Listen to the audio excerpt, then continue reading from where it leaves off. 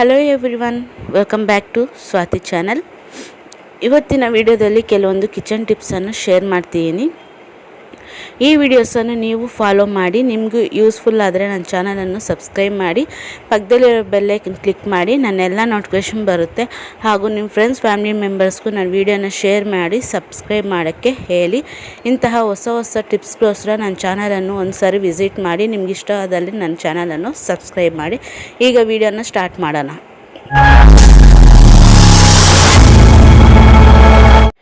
ಈಗ ಮೊದಲನೇ ಟಿಪ್ ಏನಂತ ನೋಡೋ ಮುಂಚೆ ಈ ವಿಡಿಯೋನ ಕೊನೆ ತನಕ ನೋಡಿ, ಎಲ್ಲಿ ಸ್ಕ್ರಿಪ್ಟ್ ಮಾಡಬೇಡಿ. ನಿಮಗೆ ಈ ಟಿಪ್ಸಲ್ಲಿ ಒಂದು ಟಿಪ್ ಅದು ಯೂಸ್ಫುಲ್ ಆಗುತ್ತೆ ಅಂದಲ್ಲಿ ನನ್ನ ಚಾನಲನ್ನು ಸಬ್ಸ್ಕ್ರೈಬ್ ಮಾಡೋದು ಮರಿಬೇಡಿ, ಹಾಗೂ ಒಂದು ಲೈಕನ್ನು ಮಾಡಿ. ಫಸ್ಟ್ ಟಿಪ್ ಏನಂದರೆ, ನಾವು ಈ ರೀತಿ ಕೀ ಬಂಚ್ಗೆ ಈ ರೀತಿ ಕೀಸನ್ನು ಹಾಕ್ಕೊತಾ ಇರ್ತೀವಿ. ಒಂದೊಂದು ಟೈಮಲ್ಲಿ ಏನಾಗುತ್ತಂತೆ, ಆ ಕೀ ಬಂಚ್ ರಿಂಗ್ ಇರುತ್ತಲ್ಲ, ಅದು ತುಂಬಾ ಟೈಟಾಗಿರುತ್ತೆ. ನಮಗೆ ಆ ಕೀಸನ್ನು ಅದಕ್ಕೆ ಹಾಕ್ಕೊಳ್ಳೋಕ್ಕೆ ತುಂಬಾ ಕಷ್ಟಪಡಬೇಕು, ನಮ್ಮ ಕೈಯೆಲ್ಲ ನೋವುತ್ತೆ. ಆ ರೀತಿ ಆಗದಿರೋ ನಾವು ಈಸಿಯಾಗಿ ಹಾಕ್ಕೋಬೇಕಂದ್ರೆ ಈ ರೀತಿ ಟ್ರೈ ಮಾಡಿ. ಒಂದು ಪೆನ್ ಟ್ಯೂಬನ್ನು ತಗೊಳ್ಳಿ. ಪೆನ್ ಟ್ಯೂಬನ್ನು ತಗೊಂಡು ಈ ರೀತಿ ಹಾಕಿ ಆ ರಿಂಗ್ ಒಳಗಡೆ ಈ ರೀತಿ ಸೇರಿಸಿದ ನಂತರ ಮತ್ತೆ ನಾವು ಕೀಸನ್ನು ಹಾಕ್ಕೊಳ್ಳೋದ್ರಿಂದ ನಮಗೆ ಇನ್ನೂ ಈಸಿಯಾಗಿ ಆಗುತ್ತೆ, ಮತ್ತು ನಮ್ಮ ಕೈ ಕೂಡ ನೋವೋದಿಲ್ಲ. ಈ ರೀತಿ ನಾವು ಆ ಪೆನ್ ಟ್ಯೂಬಿಂದ ನಾವು ಎಷ್ಟು ಕೀಸಾದರೂ ನಾವು ಕೀ ಬಂಚಿಗೆ 1 ನಿಮಿಷದಲ್ಲಿ ಹಾಕ್ಕೋಬೋದು. ಈ ರೀತಿ ಒಂದು ಸರಿ ಮನೆಯಲ್ಲಿ ಟ್ರೈ ಮಾಡಿ ನೋಡಿ.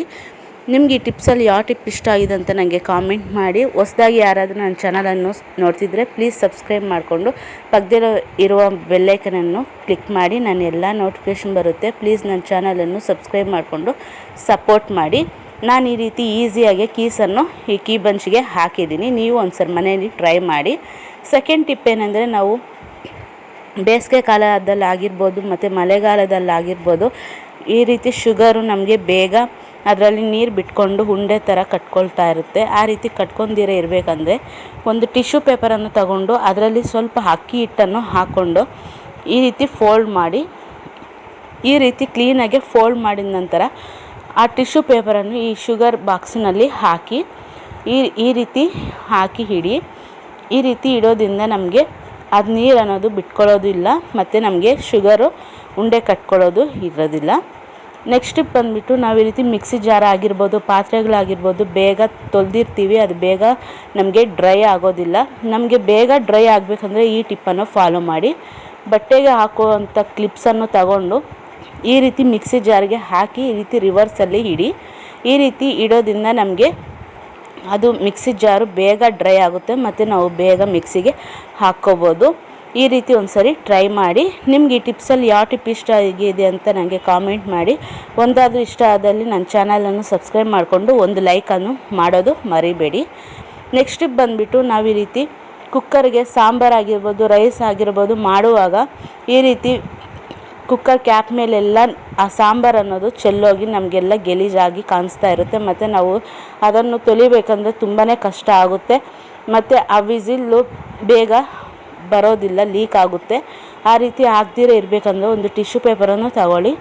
ಈ ರೀತಿ ಟಿಶ್ಯೂ ಪೇಪರನ್ನು ತಗೊಂಡು ಈ ರೀತಿ ಹೋಲನ್ನು ಇಟ್ಟು ಆ ವಿಸಿಲ್ಗೆ ಈ ರೀತಿ ಹಾಕಿ ಮತ್ತು ವಿಸಿಲನ್ನು ಇಡಿ. ಈ ರೀತಿ ಇಡೋದ್ರಿಂದ ನಮಗೆ ಆ ಕುಕ್ಕರು ಮೇಲೆ ಏನಾದರೂ ಲೀಕ್ ಆದರೂ ಕೂಡ ಆ ಟಿಶ್ಯೂ ಪೇಪರ್ ಮೇಲೆ ಬೀಳುತ್ತೆ, ನಮಗೆ ಕುಕ್ಕರ್ ಏನು ಗಲೀಜಾಗೋದಿಲ್ಲ, ಮತ್ತು ಟಿಶ್ಯೂ ಪೇಪರನ್ನು ಬಿಸಾಕ್ಬೋದು. ಈ ರೀತಿ ಒಂದು ಸರಿ ಟ್ರೈ ಮಾಡಿ ನೋಡಿ. ನೆಕ್ಸ್ಟ್ ಟಿಪ್ ಏನಂತ ನೋಡೋಣ. ನಾವು ಫ್ರಿಜ್ಜಲ್ಲಿ ಸಾಂಬಾರು ಆಗಿರ್ಬೋದು, ಚಟ್ನಿ ಆಗಿರ್ಬೋದು ಇಟ್ಟಿರ್ತೀವಿ ಫ್ರಿಜ್ಜಲ್ಲಿ, ಮತ್ತು ಅದನ್ನು ಬಿಸಿ ಮಾಡಬೇಕಾದ್ರೆ ಬೇಗ ನಾವು ಫ್ರಿಜ್ಜಿಂದ ತೆಗೆದ ತಕ್ಷಣ ಸ್ಟವ್ ಮೇಲೆ ಇಡ್ತೀವಿ. ಆ ರೀತಿ ಇಡಬಾರ್ದು. ಆ ರೀತಿ ಇಡೋದ್ರಿಂದ ನಮಗೆ ತುಂಬಾ ಗ್ಯಾಸ್ ವೇಸ್ಟ್ ಆಗ್ತಾ ಇರುತ್ತೆ. ಆ ರೀತಿ ವೇಸ್ಟ್ ಆಗದಿರ ಕ್ಲೀನಾಗಿ ಇರಬೇಕು ಅಂದರೆ ಈ ರೀತಿ ಟ್ರೈ ಮಾಡಿ. ಒಂದು ಪ್ಲೇಟಲ್ಲಿ ಬಿಸಿ ನೀರನ್ನು ಹಾಕಿ ಅದರ ಒಳಗಡೆ ಈ ರೀತಿ ಆ ಸಾಂಬಾರು ಇರುತ್ತಲ್ಲ ಆ ಪಾರನ್ನು ಇಡಿ. ಈ ರೀತಿ ಒಂದು 10 ನಿಮಿಷ ನಾವು ಆ ಬಿಸಿ ನೀರಲ್ಲಿ ಇಡೋದ್ರಿಂದ ನಮಗೆ ಬೇಗ ಸಾಂಬಾರು ಆಗಿರ್ಬೋದು, ಚಟ್ನಿ ಆಗಿರ್ಬೋದು ಬೇಗ ತಣ್ಣಗಾಗುತ್ತೆ, ಮತ್ತು ನಮಗೆ ಗ್ಯಾಸ್ ಕೂಡ ಸೇವ್ ಆಗುತ್ತೆ. ಈ ರೀತಿ ಟ್ರೈ ಮಾಡಿ ನೋಡಿ. ನಿಮ್ಗೆ ಈ ಟಿಪ್ಸ್ ಎಲ್ಲ ಇಷ್ಟ ಆಗಿದ್ರೆ ಪ್ಲೀಸ್ ಸಬ್ಸ್ಕ್ರೈಬ್ ಮಾಡಿ. Thank you.